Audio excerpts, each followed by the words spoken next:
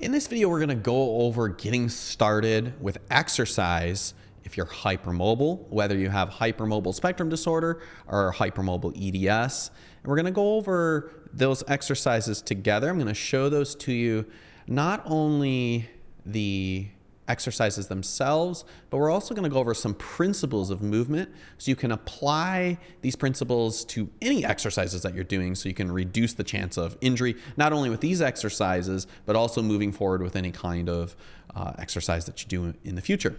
So I'm going to go ahead and start this video here. And first up is diaphragmatic breathing. And perhaps you've done this before for any number of reasons, for stress reduction, but it's a great way to prep your body for exercise, especially if you've been dealing with chronic pain for a long time. Most people that are watching this video probably have pain that goes along with their hypermobility. 95% of people with hypermobility do have pain.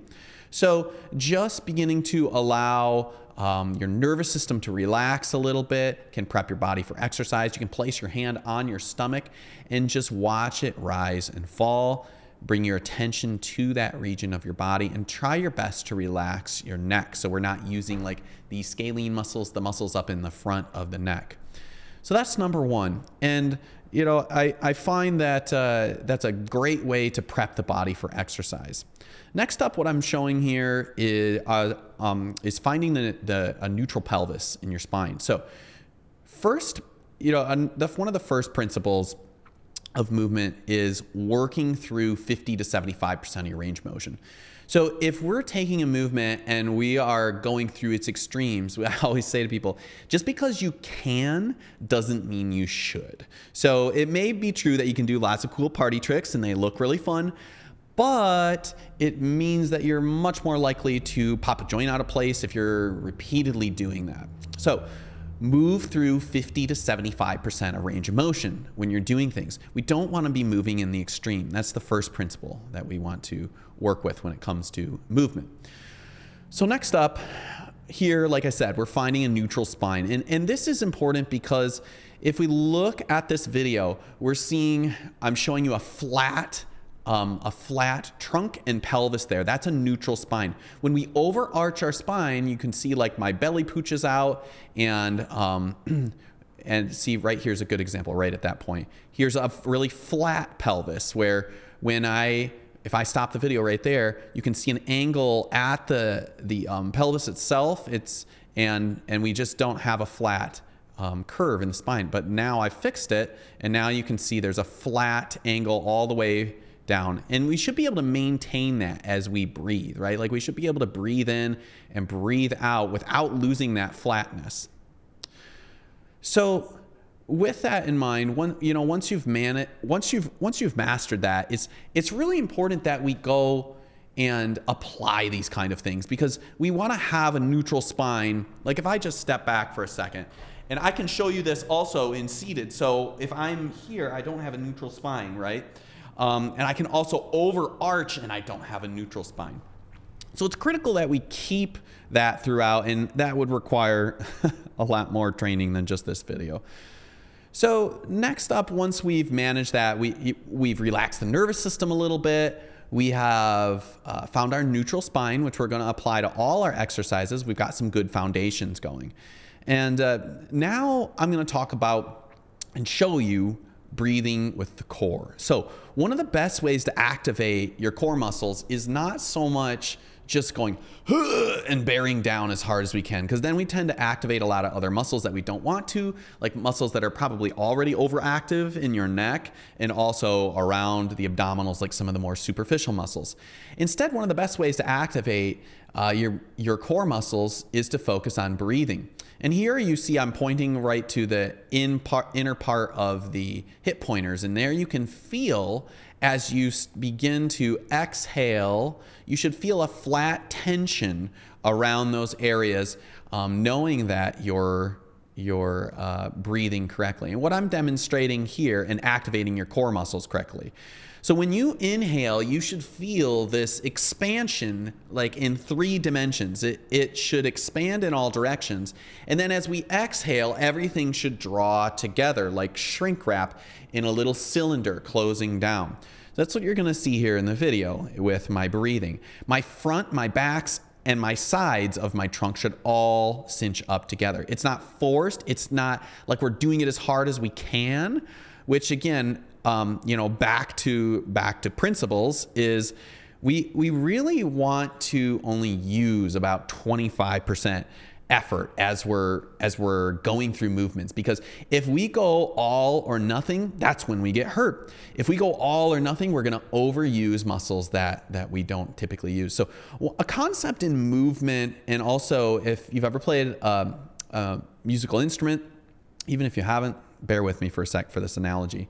There's a term in music called crescendo, and that is when you're growing in volume, like in the amplitude of the volume. So it would start out almost like da, and it would grow. And the same thing is true in movement. If we try and do things too large immediately, we recruit lots of other muscles that we're not trying to train. And as you probably know, we're trying to train many of those small muscles as we're going through. Strengthening for hypermobility. So if you are doing these exercises, I would recommend starting around 25% and then building up the movement so you can make sure that we're maintaining those kind of muscles. I just want to throw in here that if you feel your abdominals like pooching out as you do this exercise, as you exhale, then at that point, you're probably beginning to overuse some of the wrong muscles that are not the deep core stabilizers. So again, go back to slow and 25%. I want to put in one more principle before we go on to the next exercise, and that is that stretching in general is not usually useful and may actually make things worse, because it can destabilize already hypermobile joints. So we want to make sure that we're really thinking about using stretching conservatively. And if you are doing it, it definitely shouldn't be to end range, even if your body feels like it, wants it. It may give you 25, it may give you short-term relief, but if we're stretching into that like 100% range, you're much more likely of destabilizing the joint. So I don't recommend stretching most of the time. I've never seen, in my 10 plus years of treating this population, I've never seen a lot of benefits to stretching unless it's very, very light stretching. So here we're doing what's called a bent knee fallout. And this exercise is a good way. You see, I've got my hands around my pelvis, and then we're allowing the leg to fall out to the side slowly. And one of the key principles here is that we're not allowing the pelvis to rotate. Our hips should stay right where they are. And the only thing that should move throughout this is the leg. And so you see I'm monitoring my hands, or I'm monitoring my pelvis with my hands there. So as we let the leg fall out to the side, I'm exhaling, and I'm only going as far as I can without the pelvis moving. The next principle, which we can talk about right here in this exercise, is making sure that we're not holding our breath. When we hold our breath, we're going to hold a lot more tension in our body, and that's not something we want to do. We want to keep the breath flowing, because that's going to improve your movement quality and have decreased likelihood of spasms as you're exercising. So again, hands on the hips, making sure that the pelvis isn't, I'm showing an example of how not to do it there, where you saw the pelvis was moving way too much to the side. See? And so then, just a real quick pause here. I think it's really important to increase these kind of things gradually, right? So that's the next principle. That is principle number 6, is if we're just going for the gold and we are trying to, I know, like I get it. Like I've had some severe long-term issues myself, and I wanted to get back to the level of exercise that I was before. And it's so tempting to go right into the hard, fun stuff that's really vigorous. But if you don't lay these foundations, it's like building a house on a cracked foundation. All the upper floors are going to have issues.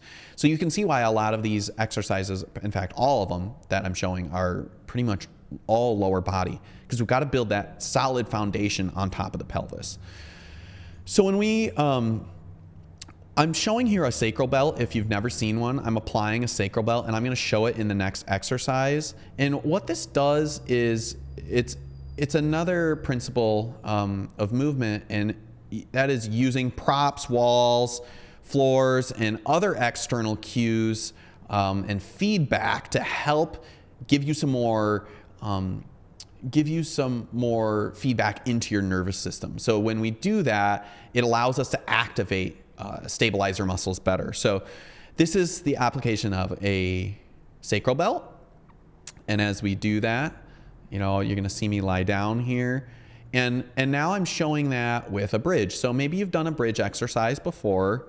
And with a bridge exercise, I wouldn't necessarily recommend starting with a sacral belt, but sometimes a lot of people have low back pain when they do the bridge exercise. And if you're one of those people that's having low back pain with exercise, particularly the bridge and any low back exercise, I recommend just trying a sacral belt and seeing, because I've had a lot of patients that have noted a lot of improvements, and then they were able to do these exercises. And the bridge is a phenomenal exercise for stability of the lower back and pelvis and SI joint.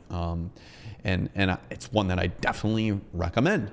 So you can try applying a sacral belt while you're doing the bridge exercise. And here's a perfect example again of not going too much. You know, you see, going back to that moving through 50 to 75% of your range of motion, you see here, if I pause, that I have pretty much a straight line from my shoulder to the side of my knee. I've started to drop my hips a little bit there.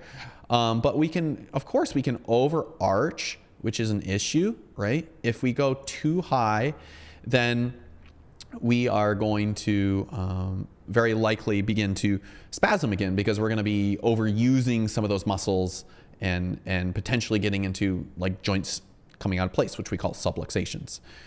So next up is like a clamshell on your back. This is a clamshell with a bridge. So again, I'm just showing another example of using external props to give some feedback. It's not that I'm trying to really load the system here and have you do a really heavy band. In fact, I don't recommend that. You need to start out, yes, absolutely, people should be doing, with hypermobility, should be doing resistance training. But this is more just to show an example of like sometimes using an external prop, like something to push out into, or sometimes pushing into, like using a yoga block or something like that, can be extremely helpful in stabilizing around the pelvis and giving your body more input, just like the sacral belt.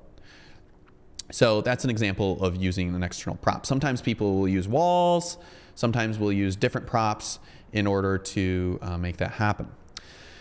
Now, again, external props, I would say that most of these exercises, one of the last principles is, I believe I've got to all of them. Yes, I did. I said increase gradually, marathon, not a race. Lastly is most people should start with lying down exercises if you have hypermobility. And the reason for that is, regardless of whether or not you have POTS, most people, when we're lying down, it's really difficult to organize movement when we are standing, because we have to keep track of a lot more joints. So if we are lying down, then we're able to keep track of less joints, which is great, because then you can focus on the intended movement. So when you're building an exercise program with your physical therapist or with yourself, hopefully with a therapist, but if you're building an exercise program, then I highly encourage you to start with lying down exercises, even if you think you can do more.